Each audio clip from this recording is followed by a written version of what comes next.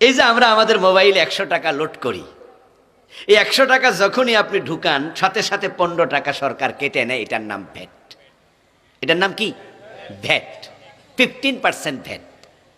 আপনি 5 টাকা দিয়ে একটা চকলেট কিনলেন, এখানে 15% ভ্যাট।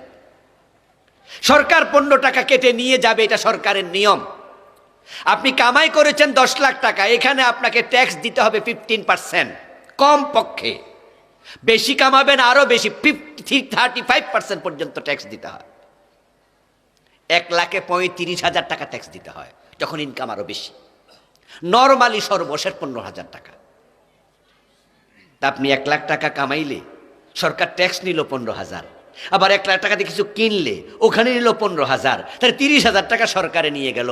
এবার বলুন তো, এই যে আমরা 30,000 টাকা 1 লাখে প্রতিদিন দিতেছি, আমরা তো জানিও না এই টাকা কি পাবলিকের হাতে না নেতাদের হাতে যায়? অর্থমন্ত্রীর কাছে যাবে, প্রধানমন্ত্রীর কাছে যাবে, তারাই দেশের নেতা।